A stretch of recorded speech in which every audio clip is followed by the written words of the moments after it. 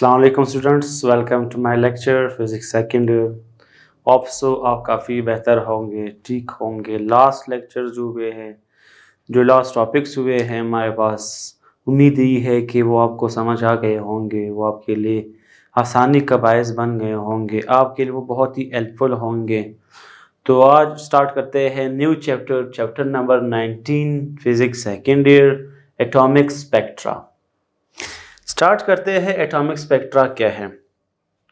Atomic spectra को अगर हम देखें सिंपल डेफिनेशन से कि when an atomic gas at much low pressure then the atmospheric pressure, कि अगर हमारे पास कोई भी एक एटॉमिक गैस हो जो बहुत ही लो प्रेशर का हो, low pressure then the atmospheric pressure, जो उतने उससे भी लो प्रेशर हो, इज एक्साइटेड, जब इसको हम एक्साइट करते हैं, एक्साइट मीन्स जंप करना, एक ऑर्बिट से दूसरे ऑर्बिट तक जंप करना, एक ऑर्बिट से दूसरे ऑर्बिट तक चला जाना, ये हमारे पास सिंपल क्या है, ये एक्साइट है।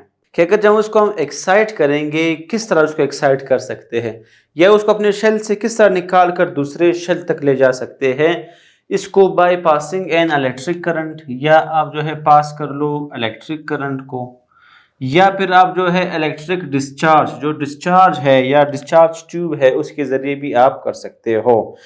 जो गैस एक्साइट होगा, the excited gas emit radiation और लाइट, वही हमारे पास जो एक्साइटेड गैस होगा जिसको हमने एक्साइट किया है, वो क्या करेगा, रेडिएट करेगा, रेडिएशन प्रोड्यूस करेगा या लाइट करेगा, या लाइट होगा रेडिएशन होगा, या मीन्स आप उसको लाइट के फॉर्म भी देख सकते हो, आपको लाइट भी नज़र आ सकता है, आपको रेडिएशन भी आप उसको समझ सकते हो अगर उनको आप वेवलेंथ में देख लो।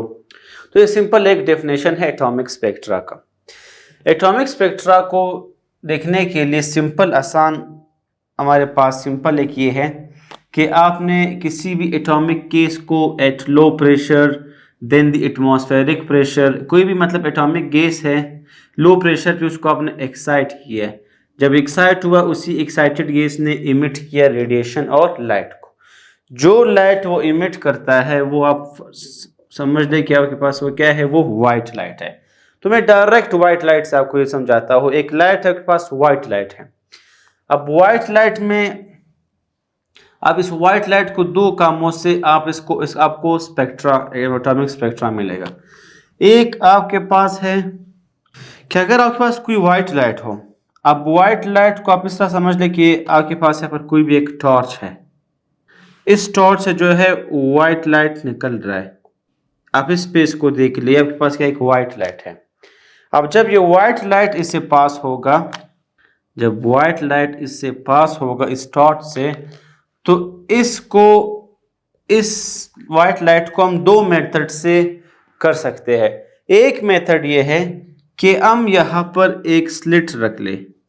स्लिट से मतलब जैसे कि हमने डायफ्रैक्शन किया है, रिफ्लेक्शन किया है, रिफ्रैक्शन किया है, तो जब हम डायफ्रैक्शन का काम करते थे, ये फर्स्ट ईयर में भी है और ये 10th में भी है, कि जब डायफ्रैक्शन काम करते थे तो हम उस पानी के रास्ते में स्लिट्स रखते थे।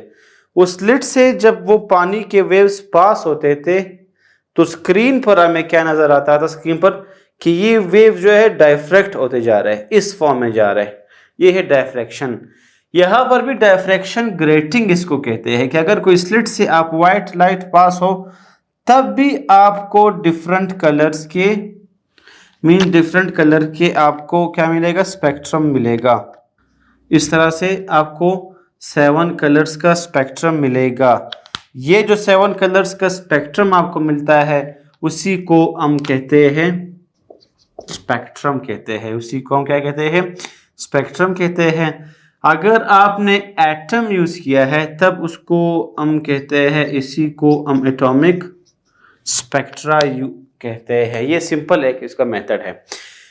एक मेथड इस तरह ये कि आपके पास इसी टॉर्च से, एक बस कोई भी टॉर्च जो व्हाइट लाइट है अगर प्रोड्यूस होगा, उसको आप समझ ले कोई एक टॉर्च है, उससे ये व्हाइट लाइट निकल रहा है, ये लाइट, ये सेंटर वाला पॉइंट आप समझ लीजिए कि व्हाइट से यहाँ से व्हाइट लाइट इमिट हो रहा है। अब इस व्हाइट लाइट पे हम क्या करते हैं एक हम यूज कर सकते हैं डिफ्रैक्शन ग्रेटिंग, जो हमें एक स्पेक्ट्रम देता है 7 कलर्स का। एक हमारे पास है प्रिज्म। अगर इस व्हाइट लाइट को हम एक प्रिज्म से पास करते हैं, अगर इस व्हाइट लाइट को हम एक प्रिज्म से पास करते हैं तो यहाँ पर रिफ्रैक्ट होकर जब प्रिज्म के से बाहर निकलेगा तो प्रिज्म के बाहर हमें मिलता है स्पेक्ट्रम। स्पेक्ट्रम मीन्स यहाँ पर हमें क्या मिलेंगे, यहाँ पर हमें 7 कलर्स मिलेंगे। जो 7 कलर्स हमें यहाँ पर मिलेंगे वो कलर जैसे कि रेनबो है, रेनबो की तरह 7 कलर्स आपको मिलेंगे, उसको हम कहते हैं स्पेक्ट्रम। और अगर यहाँ पर जो सोर्स है वो सोर्स अगर एटम हो तो तब उसको भी हम कहते हैं एटॉमिक स्पेक्ट्रा। तो एक स्पेक्ट्रा है, स्पेक्ट्रम बनाने का एक मेथड है कि वो 7 कलर्स आप कैसे प्रोड्यूस कर सकते हो। तो सिंपल है कि एक अगर व्हाइट लाइट हो, एक आपके पास कोई भी रेडिएशन जो इमिट हो रहे हैं उसको अगर आप स्लिट से या प्रिज्म से पास करते हो तो बाहर आपको 7 कलर्स मिलेंगे। ये सिंपल एक स्पेक्ट्रम या स्पेक्ट्रा का मेथड है हमारे पास। अब यहाँ पर जो 7 कलर्स आपको मिलेंगे, इस 7 कलर चूंकि आपको ये नजर आ रहे हैं उसको हम कहते हैं विजिबल रीजन। ये आपके पास क्या है, ये विजिबल रीजन है। ये जो 7 कलर्स है ये जब स्टार से निकलकर प्रिज्म से पास होंगे, ये 7 कलर्स आपको फ्रंट पर, अगर यहाँ पर कोई भी स्क्रीन हो तो उस स्क्रीन में आपको ये कलर्स किस तरह नजर आएंगे, ये कलर्स आपको बिल्कुल यू मिक्स नजर आएंगे इस फॉर्म में। अब कोई और कलर्स यहाँ पर है नहीं तो मैं उसको इस फॉर्म में बना रहा हूँ। फर्ज करिए आपके पास 7 कलर्स है, वही 7 कलर स्क्रीन पे आपको नजर आएंगे। स्क्रीन पे नजर आना इसका ये मतलब है कि ये जो कलर्स है ये आपस में यू मिक्स है, जैसे कि बादल है चल रहे हैं आपस में जुड़े हुए हैं, इस फॉर्म में है ये। इसका ये मतलब है ये जो आपके पास स्क्रीन पे जो स्पेक्ट्रम नजर आएगा, इस तरह के स्पेक्ट्रम को हम कहते हैं कॉन्टिन्यूस स्पेक्ट्रम। ये हमें देता है कॉन्टिन्यूस स्पेक्ट्रम। अब इस कॉन्टिन्यूस स्पेक्ट्रम का तो मैंने यहाँ पर इस तरह स्क्रीन बनाई, आप बुक में इसका तस्वीर, इसका फिगर देख सकते हैं कि सारे कलर्स आपस में एक से मिक्स आपको नजर आएंगे, जुड़े हुए नजर आएंगे, आप उसको डिस्टिंग्विश नहीं कर सकते, वो एक लाइन में यही आपको सारे कलर्स नजर आएंगे। इसको कॉन्टिन्यूस स्पेक्ट्रा कहते हैं। तो ये जो रीजन है, ये जो 7 कलर्स है, इसको हम कहते हैं विजिबल रीजन, जो आपको नजर आ रहा है। लेकिन स्क्रीन पे आपको इस 7 के अलावा कुछ नजर नहीं आएगा। ये जो कलर स्क्रीन पे आ रहे हैं ये किस फॉर्म में होंगे, ये जो है यू, आप इसको इस तरह देख सकते हैं, ये सारे इनके वेवलेंथ्स होते हैं, ये सारे खास वेवलेंथ से पास होते हैं, स्क्रीन तक पहुंचते हैं। अब स्क्रीन को आप कुछ भी दे सकते हो, कोई फोटोग्राफिक प्लेट है, कुछ भी है। अब यहाँ पर इस विजिबल रीजन के साथ एक और रीजन भी होते हैं जो हमें नजर नहीं आते, वहां पर भी रेडिएशंस होते हैं। ये बेसिकली हम देख रहे हैं कि ये सिंपल रेडिएशंस किस चीज के हैं, ये इसको आप इलेक्ट्रोमैग्नेटिक रेडिएशंस, इलेक्ट्रोमैग्नेटिक वेव समझ ले। अब ये विजिबल रीजन में हमें नजर आ रहे हैं, लेकिन इसके साथ रीजन होते हैं लेकिन हमें नजर नहीं आते। जो रीजन इसके साथ होते हैं जो हमें नजर नहीं आते, वो कौन से रीजन्स हो सकते हैं? वो इंफ्रारेड हो सकते हैं, आपके पास इंफ्रारेड हो सकते हैं, वो अल्ट्रा वायलेट हो सकते हैं, आपके पास अल्ट्रा वायलेट होते हैं। तो इस तरह के मुख्तलिफ वो रीजन्स भी होते हैं जो हमें नजर नहीं आते। इसके अलावा ये जो 7 कलर्स है, वो 7 कलर्स आपको कौन कौन से मिलेंगे? वो 7 कलर्स को आप आसान विबगोयर फार्मूले से आप याद कर सकते हो कि जो स्पेक्ट्रम में, या जैसे कि आप कहते हो कि रेनबो में जो 7 कलर्स होते हैं, या किसी प्रिज्म से पास होकर जो आपको स्पेक्ट्रम मिलता है, वो 7 कलर्स आपके पास क्या है? इसको जैसे ये लाइट इससे आकर क्या हो जाएगा, फैल जाएगा। इस पॉइंट को हम कहते हैं डिस्पर्स होना, इसलिए इसको हम कहते हैं डिस्पर्जन ऑफ लाइट। अब वेबगायर से हम इसको लिखते हैं, ये जो 7 कलर्स है, ये आपके पास क्या है? Violet, indigo, blue, green, yellow, orange, red. इसके मतलब इसका एक एंड पर रेड होता है हमारे पास, दूसरे एंड पे आपके पास क्या होता है? वायलेट होता है। तो वायलेट से लेकर रेड तक ये 7 कलर स्पेक्ट्रम में होते हैं, जिसको हम विजिबल रीजन भी कहते हैं। ये आपके पास क्या है? ये आपके पास विजिबल रीजन है, ये आपके पास विजिबल रीजन है। अब इसको स्पेक्ट्रम को, इस एटॉमिक स्पेक्ट्रम को, इस स्पेक्ट्रा को हम देखते हैं 3 पार्ट्स में।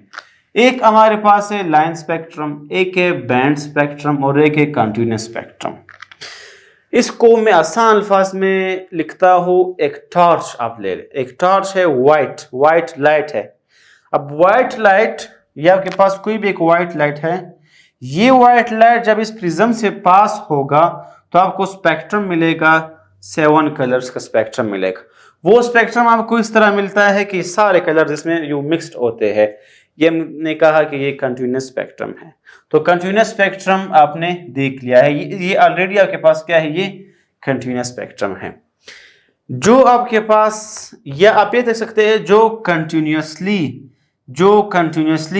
ऑल वेवलेंथ्स, 7 कलर्स है, 7 के 7 ऑल कलर्स के वेवलेंथ्स ये रेडिएट कर रहे हैं या इमिट कर रहे हैं, इसको भी हम कंटिन्यूअस स्पेक्ट्रम कहते हैं।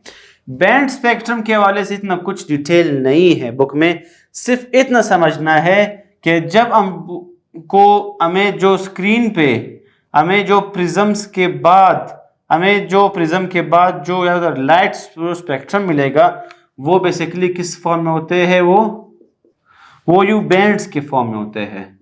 जो कुछ कलर्स आपको नजर आएंगे वो यू बैंड्स के फॉर्म में होंगे। इतना ही बात है बैंड स्पेक्ट्रम में।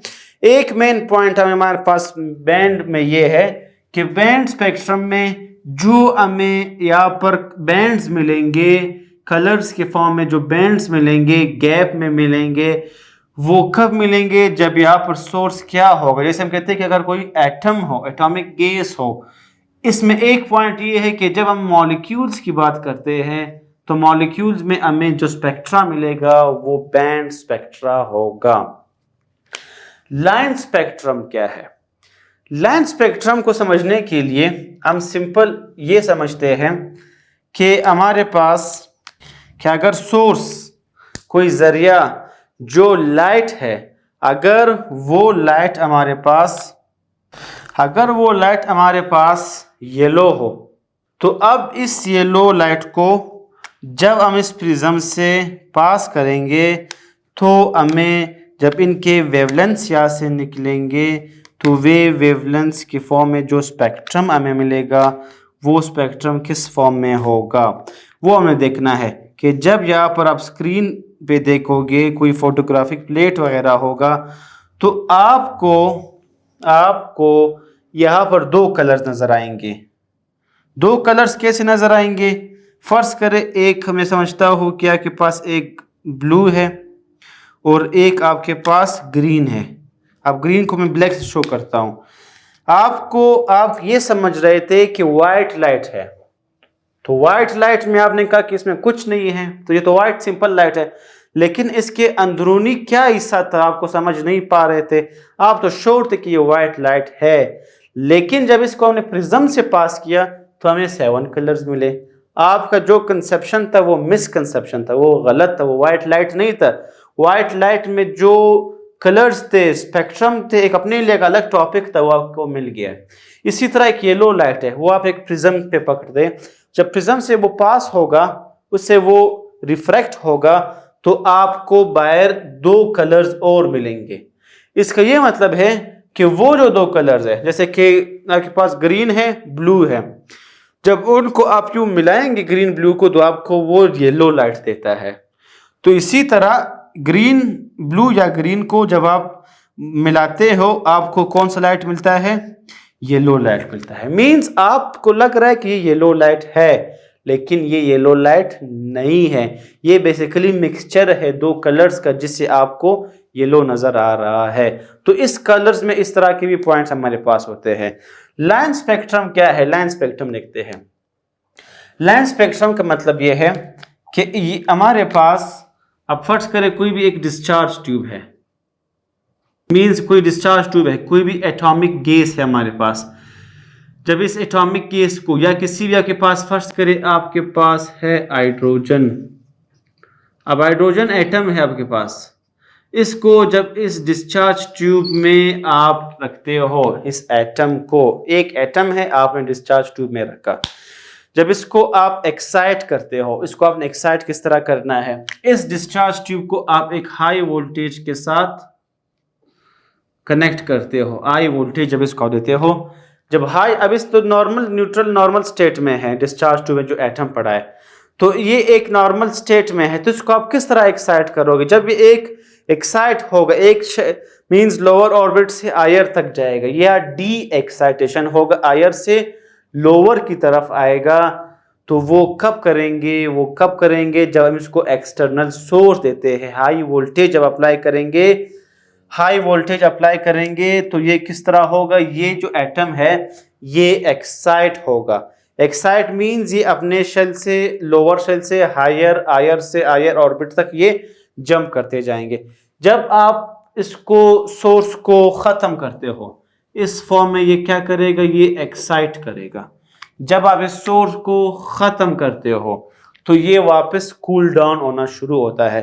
कूल डाउन के दौरान क्या होता है? ये डी एक्साइटेड हो जाता है। डी एक्साइटेड वापस हायर से वापस ये लोअर की तरफ आता है, जंप करता है। अब एक पॉइंट तो ये है कि जब ये हायर से लोअर तक जंप करता जाएगा, ये एनर्जी इमिट करेगा in the form of photon. एक पॉइंट ये हम आगे डिस्कस करेंगे, ये इस टॉपिक का हिस्सा नहीं है। दूसरा पॉइंट ये है कि जब ये एनर्जी इमिट करेगा, मींस जो हम कहते हैं लाइट या जो रेडिएशंस, एक्साइटेड के बाद जो लाइट या रेडिएशंस ये इमिट करेंगे, वो लाइट फर्स्ट कर ले, यहाँ पर हो गए ब्लू रेडिएशंस है आपके पास। अब इसको आप किसी भी एक खास स्पेक्ट्रम से, अब आपको ब्लू लग रहा है, आपका ये कंसेप्शन है कि एक ब्लू लाइट है जो हमें रेडिएशन या लाइट के फॉर्म में मिला है, लेकिन जब आप इसको एक प्रिज्म से पास करते हो तो आपको आउटपुट पे डिफरेंट वेवलेंथ्स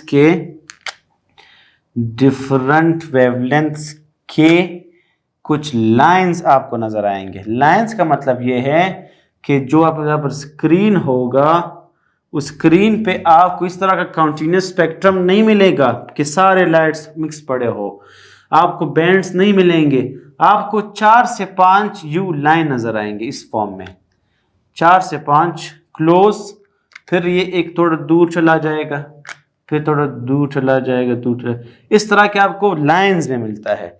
जब आपको स्क्रीन पर ये आउटपुट लाइंस में मिलेगा, इसको हम कहते हैं लाइन स्पेक्ट्रम। इस एक पॉइंट आपने समझना है कि जो हमारे पास एटॉमिक स्पेक्ट्रा है, मीन जो एटम का एटॉमिक स्पेक्ट्रा मीन्स जो आपके पास एटम का जो स्पेक्ट्रम है वो क्या है? वो लाइन स्पेक्ट्रम है। ये एक एमसीक्यूज आप समझ ले, की पॉइंट समझ ले। जो एटॉमिक स्पेक्ट्रा है, जो एटम का स्पेक्ट्रा है, जैसे कि हमने हाइड्रोजन एटम लिया, इसका जो स्पेक्ट्रम है वो लाइन स्पेक्ट्रम। आपको ये कुछ लाइंस में, कुछ कलर्स, सारे कलर्स नहीं, कुछ कलर्स आपको यू लाइन में मिलेंगे। ये सिंपल हमारे पास क्या है? ये एटॉमिक स्पेक्ट्रा है। मींस जो लाइन स्पेक्ट्रम है इसको हम लाइन स्पेक्ट्रम कहते हैं। जो डिफरेंट लाइंस में, डिफरेंट एनर्जी लेवल्स में, डिफरेंट वेवलेंथ्स में आपको मिलेंगे, वो आपके पास क्या है? वो लाइन स्पेक्ट्रम है। ये हमारे पास रहे इनके टाइप्स।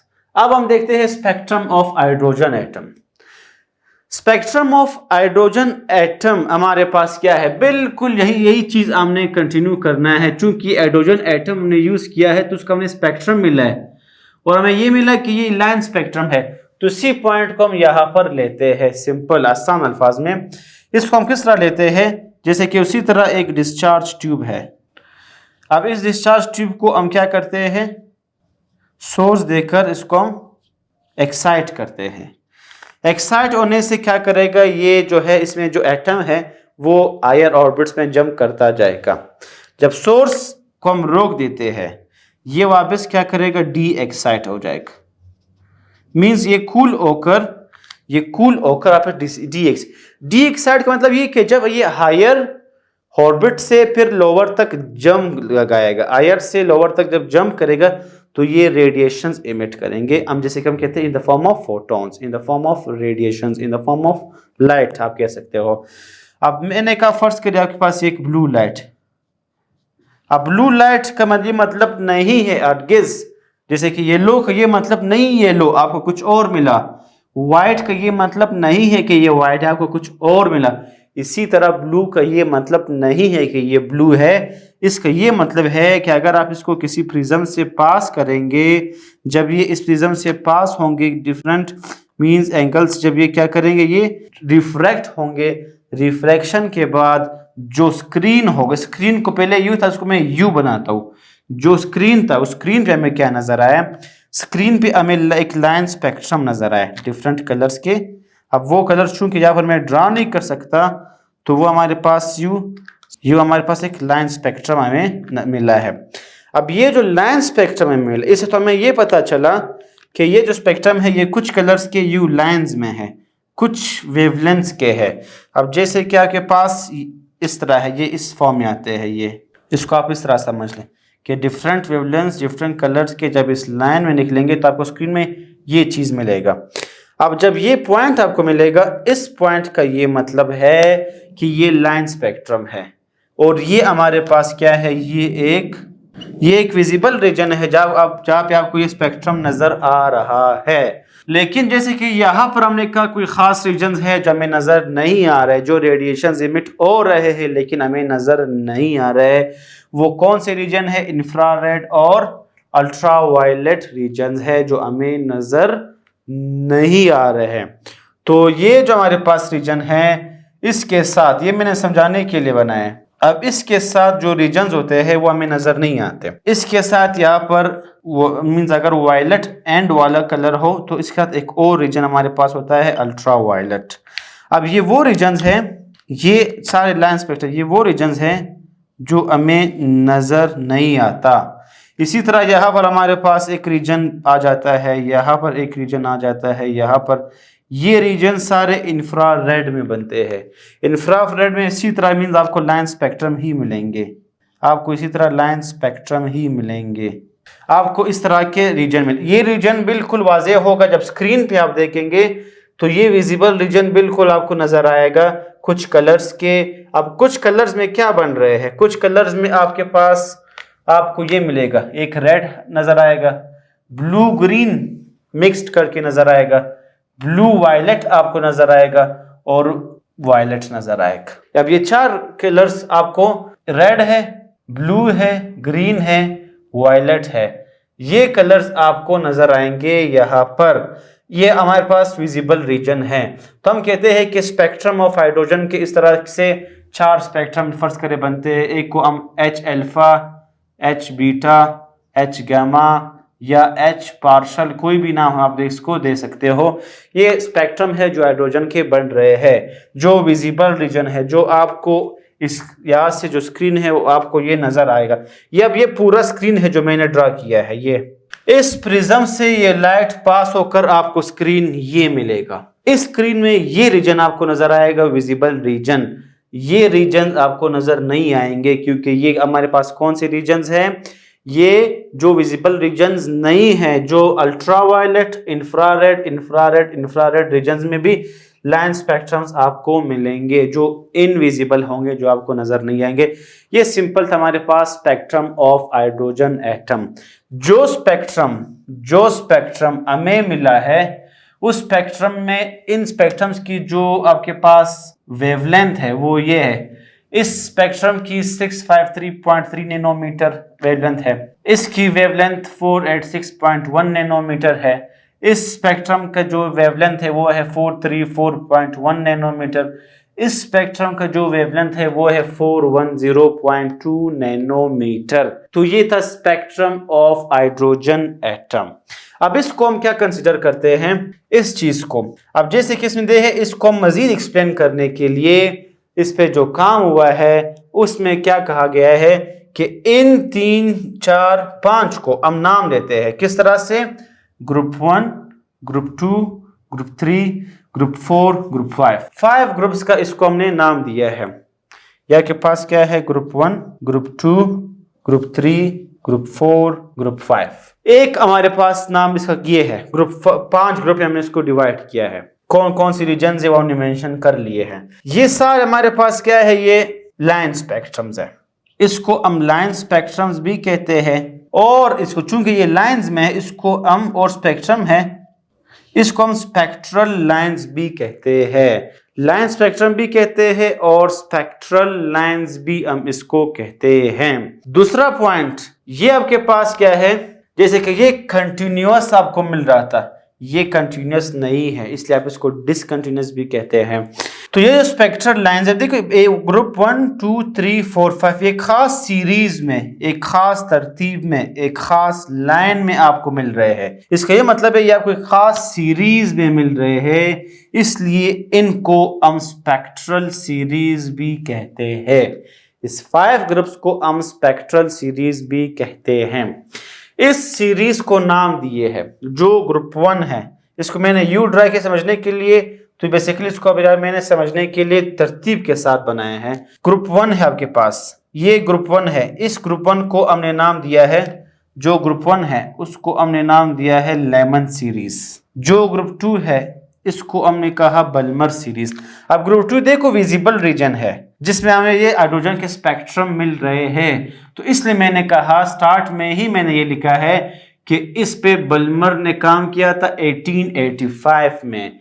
इसको बल्मर सीरीज कहते हैं। इसके बाद ग्रुप 3 है, उसको हम कहते हैं पास्कन सीरीज। पास्कन भी है, इसको पास्चन सीरीज भी कहते हैं। इसके बाद जो ग्रुप 4 में जो हमारे पास रीजन है उसको हम कहते हैं ब्रैकेट सीरीज। जो ग्रुप 5 है हमारे पास उसको हम कहते हैं बीफंट सीरीज। तो ये हमारे पास 5 ग्रुप्स है जो एक खास सीरीज में है, जो लाइन स्पेक्ट्रम में है, जिसको हम स्पेक्ट्रल सीरीज भी कहते हैं।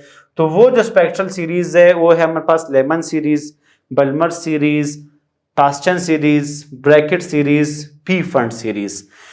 इन सीरीज का जो इन स्पेक्ट्रम्स का इन रीजन्स के वेवलेंथ्स के लिए जो फार्मूला है वो है हमारे पास 1 lambda RH 1/p² minus 1/n² हमारे पास फार्मूला है। Pn क्या है वो समझते हैं। लैम्डा आपको पता है वेवलेंथ है। RH को हम कहते हैं रेडबर्ग्स कांस्टेंट। RH को हम रेडबर्ग्स कांस्टेंट कहते हैं, जिसकी वैल्यू है 1.097 मल्टीप्लाई बाय 10⁻7 पर मीटर। हमारे पास क्या है? ये रेडबर्ग्स कांस्टेंट। ये कहाँ से आया है? ये कमिंग टॉपिक में हम इसको डिस्कस कर सकते हैं डिटेल में। हमारे पास एक फार्मूला होता है E/hc।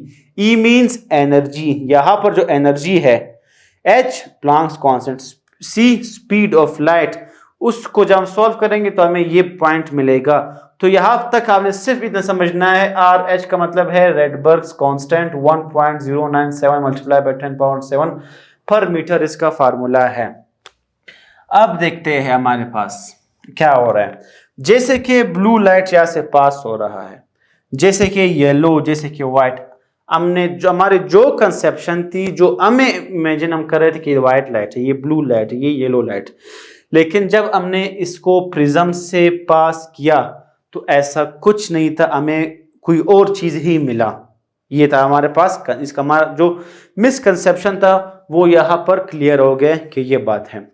दूसरा पॉइंट ये है, हम ये कहते हैं जैसे कि क्लासिकल फिजिक्स में भी ये था हमारे पास कि अगर ये हमारे पास इलेक्ट्रॉन है, हम कहते हैं कि चूंकि ये इलेक्ट्रॉन हमें क्या देता है?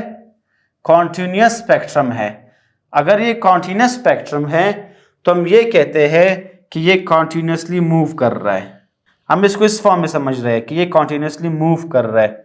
जो लाइट हम कहते हैं वो कॉन्टीन्यूसली मूव कर रहा है। लेकिन ये क्लासिकल फिजिक्स में ये चीज़ फेल हो गया था। मॉडर्न फिजिक्स में हमने ये कहा था, चूंकि लास्ट चैप्टर में भी यही चीज़ हमने एक्सप्लेन की थी कि ये जो है बेसिकली शेल्स के फॉर्म में है, ये ऑर्बिट्स के फॉर्म में है। ये जब ऑर्बिट्स के फॉर्म मींस ये अलग अलग एनर्जी के फॉर्म में है, एनर्जी लेवल्स के फॉर्म में है, एनर्जी पैकेट्स के फॉर्म में है, ये पार्टिकल्स के फॉर्म में है। ये सब हमने मॉडर्न फिजिक्स में देखा। तो यहाँ पर भी हमारे जो मिसकंसेप्शन है कि जो आपके पास अगर कोई एटॉमिक हो, कोई एटम हो, जब वो इस डिस्चार्ज ट्यूब से रेडिएट होगा, इमिट होगा, तो हम कहते हैं कि वो कॉन्टिन्यूसली मूव कर रहा है। कॉन्टिन्यूसली मींस वो जो इलेक्ट्रॉन जिसको हमने एक्साइट किया था, ये एक्साइटेशन के बाद हम जैसे कहते हैं कि लोअर ऑर्बिट से हायर तक जाने के लिए ये यू लोअर से हायर हायर हायर फिर हायर तक जाएगा। ये मिसकंसेप्शन गलत था क्लासिकल फिजिक्स में भी। मॉडर्न फिजिक्स में क्या हुआ कि ये हमारे पास डिफरेंट एनर्जी लेवल्स पे, डिफरेंट शेल्स पे है। किस तरह से? यही चीज यहां पर हमने ये देखा। अब चूंकि ये चीज फेल हो गया था, यही चीज हमने ये देखा कि ये जो इलेक्ट्रॉन है ये बेसिकली होता है एक खास न्यूक्लियस में, जिसमें हमारे पास प्रोटॉन न्यूट्रॉन होते हैं। मींस ये एक पॉजिटिव चार्ज है हमारे पास, जो न्यूक्लियस है यहाँ पर एक पॉजिटिव चार्ज होता है। इसके इर्द गिर्द हमारे पास होते हैं शेल्स, जिसको हम कहते हैं ऑर्बिट्स। तो जब इलेक्ट्रॉन, अब जैसे मैं कहता हूँ कि ये फर्स्ट ऑर्बिट है, ये सेकंड है, ये सेकंड है, ये थर्ड है, इसी तरह आपके पास क्या है, ये आपके पास फोर्थ ऑर्बिट है। एक और ऑर्बिट आपके पास फर्ज कर ले, ये आपके पास क्या है, ये एक आपके पास ये एक फिफ्थ ऑर्बिट है। यहां से हमारा ये एक मिसकंसेप्शन दूर हुआ कि ये इस फॉर्म में कंटिन्यूस नहीं है जो हम इसको एक्साइट करते हैं। एक्साइट का ये मतलब है यहाँ पर जो इलेक्ट्रॉन है, जब इसको हम एक्साइट करते हैं, इसको जब हम सोर्स देकर हाई वोल्टेज देकर एक्साइट करते हैं, तो ये लोअर ऑर्बिट से हायर तक जंप करता जाता है। जब इस सोर्स को हम खत्म करते हैं, ये डिस्चार्ज टू जब कूल होना शुरू हो जाता है, तो ये डी एक्साइट होता है। डी एक्साइट मतलब ये इलेक्ट्रॉन अगर यहां पर आया है तो ये यहां से जंप करेगा। जंप मींस ये 4 में आ सकता है, 3 में डायरेक्ट कर सकता है, 2 में डायरेक्ट कर सकता है, 1 में डायरेक्ट कर सकता है। इस तरह के फॉर्म में ये एक्साइटेशन डी एक्साइटेशन करता है, जो एनर्जी के फॉर्म में है, एनर्जी लेवल के फॉर्म में है, ऑर्बिट्स के फॉर्म में है, शेल के फॉर्म में है। अब यहाँ पर देखते हैं कि फर्स्ट के टोटल 5 हमारे पास शेल्स हैं। जो लास्ट शेल है उसको हम फर्स्ट कहते हैं कि ये एन है। एन मींस यहां से, एन मींस यहां से। अब यहां से फर्स्ट कर ले, ये इस पॉइंट पे ये जंप कर रहा है, इसको हम नाम देते हैं पी। आप इसको इस तरह समझ ले, जहां से जंप कर रहा है वो एन है, जहां अब ये फोर्थ पे जंप कर रहा है, जहां पे या जहां पर मींस पी, आप ऐसा समझ ले, जहां पर ये जंप कर रहा है वो आपके पास क्या है, पी है। तो इसको देखकर आप ये फार्मूले में देख ले कि जो पी स्क्वायर है, पी की वैल्यू वो है कि जहां पर वो जंप करेगा, वो ऑर्बिट जहां पर ये जंप करेगा, वो पी की वैल्यू होगी। एन का मतलब है जहां से जंप करेगा, 5 से 4 तक जंप करेगा, या 4 से फर्स्ट करे 2 तक, या 4 से 3 तक ये जंप करेगा, जहां से जंप करेगा। ये वैल्यू क्या है, ये एन है। जहां से जंप करेगा, 5th से जंप करेगा तो इसकी वैल्यू 5 होगी, 4th से जंप करेगा तो 4 आपने लिखना है। तो जहां से जंप करेगा वो एन है। जिस ऑर्बिट पर ये जंप करेगा, जिस ऑर्बिट पे ये पहुंचेगा, वो आपके पास पी है, ये रेडबर्ग कांस्टेंट है, और ये आपके पास क्या है, ये लैम्डा है। अब इन सीरीज को हम इस फार्मूले को देखकर हम इसको डिफाइन कर सकते हैं। एक तो ये है कि जो लेमन सीरीज है हमारे पास, ये आपके पास यहाँ पर सबसे पहले अल्ट्रा वायलेट मीन सबसे हाई रीजन, सबसे बेहतरीन रीजन जिसमें वेवलेंथ सबसे क्लोज होते हैं। जितने वेवलेंथ इसमें क्लोज होंगे, वेवलेंथ जितने कम होंगे, एनर्जी उतनी ही ज्यादा होगी। इसका ये मतलब है जो लेमन सीरीज है इसमें एनर्जी इसकी सबसे ज्यादा है। क्यों? क्योंकि इसके जो वेवलेंथ है, वेवलेंथ वो शॉर्ट है। वेवलेंथ अब बढ़ते आ रहे हैं लास्ट चैप्टर में भी कि वेवलेंथ जितने शॉर्ट होते हैं उसकी फ्रीक्वेंसी मीन्स उतनी ही ज़्यादा होती है, मतलब एनर्जी उसकी उतनी ही ज़्यादा होगी। अब ये रिलेशन भी पढ़ चुके हैं कि एनर्जी और फ्रीक्वेंसी डायरेक्ट डिपेंडेंट है, एनर्जी और वेवलेंथ इंडिपेंडेंट है। मीन्स वेवलेंथ जितना शॉर्ट होगा एनर्जी उतनी ही ज़्यादा होगी। तो अगर आपसे इसको आप यहाँ से कंपेयर कर ले पी फंड से, ये सबसे एंड में है, ये जो रीजन है ग्रुप 5। अब इसमें जो है सबसे आप जितने आगे जाएंगे वेवलेंथ बढ़ता जाता है। वेवलेंथ जितना बढ़ेगा मींस वेवलेंथ जितना बढ़ता है, जैसे कि ये वेवलेंथ है मींस वेवलेंथ जितना बढ़ेगा फ्रीक्वेंसी उतनी ही कम होगी। फ्रीक्वेंसी जितनी कम होगी एनर्जी भी उतनी कम होगी। तो ये सबसे एनर्जेटिक पाथ है, ये सबसे कम। तो इसको अगर आप सीरीज में देख ले, सबसे ज्यादा एनर्जेटिक ये है, फिर ये, फिर ये, फिर ये और फिर ये आपके पास है। इसका ये मतलब है, अगर इसको बाय फार्मूला आप देख लो, इसको हम मुख्तलिफ, अब इसको अगर हम बल्मर सीरीज के लिए देखें, बल्मर सीरीज के लिए क्या होगा, ये आपके पास, मैं इसको डायरेक्ट लिखता हूँ इस फॉर्म में, ये तब स्पेस नहीं है तो मैं डायरेक्ट लिखता हूँ यहाँ पर। अब देख ले ये 5 है, अब फर्ज करें 5 से ये 1 पे जंप कर रहा है। 1 मीन्स आप इसको फर्स्ट ग्रुप समझ ले। फर्स्ट ग्रुप मीन्स आप लेमन सीरीज समझ ले कि जब कहाँ पर जंप करेगा, फर्स्ट ऑर्बिट पर। P मीन्स फॉर P की वैल्यू, P मीन्स जहां पर। तो जब ये फर्स्ट पर जंप करेगा, जब ये फर्स्ट पर जंप करता है, इसको हम कहते हैं लेमन सीरीज। अब ये सेकंड ग्रुप देख ले, बल्मर सेकंड ग्रुप, विजिबल रीजन। इसका ये मतलब है कि जब T एक्साइटेशन होगा, जब यही इलेक्ट्रॉन जब सेकंड ग्रुप पे ये जंप करता है, उसको हम कहते हैं सेकंड ग्रुप पे इस पर जंप कर रहा है। मींस P की वैल्यू क्या है, सेकंड ऑर्बिट पे आ रहा है। तो जब P की वैल्यू 2 होगी, इसको मतलब है ये बल्मर सीरीज है। जब ये थर्ड ग्रुप में जंप करता है, थर्ड ग्रुप पर जंप करता है, P की वैल्यू क्या होगी, जहां पर मींस P, जहां से N है वो आपको नहीं पता, 5 से है, 6 से है, वो N ही रहेगा। तो अब ये समझ ले कि जहां पर थर्ड ऑर्बिट में ये जंप कर रहा है, मींस P की वैल्यू आपके पास क्या है, 3 है। तो ये आपके पास क्या है, ये पास्चन सीरीज कहलाता है।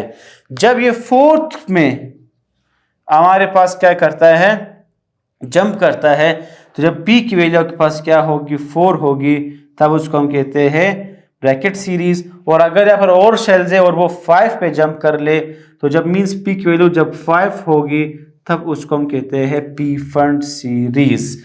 तो इन सीरीज को हम इस तरह देखते हैं। इसी सीरीज को अगर आप डिफाइन करना चाहे तो हम कहते हैं कि electron jumps from an orbit to, एक इलेक्ट्रॉन ने जंप किया एक ऑर्बिट से कहां तक, टू फर्स्ट ऑर्बिट। जब ये फर्स्ट ऑर्बिट पे जंप करेगा उसको लेमन सीरीज करेंगे। Electron jumps from an orbit to mean जब ये सेकेंड ऑर्बिट में जंप करेगा, it is called Balmer series. ये सारे इन सब को आप डिफाइन किसी भी मेथड से कर सकते हो। When electron jumps from an orbit to, ये जब ये थर्ड ऑर्बिट में जब ये जंप करेगा, इसको पास्चन सीरीज करेंगे। जब ये फोर्थ ऑर्बिट में जंप करेगा, इसको हम ब्रैकेट सीरीज कहेंगे। जब ये फिफ्थ हमारे पास ऑर्बिट में जंप करेगा, तो इसको हम पी फंड सीरीज कहेंगे।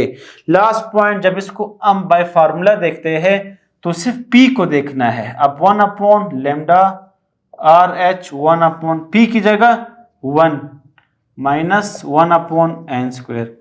फिर अगर आप देख ले P की जगह 2, फिर अगर आप देख ले P की जगह 3, फिर अगर आप देख ले P की जगह 4, फिर अगर आप देख ले P की जगह हमने क्या पुट करना है, 5।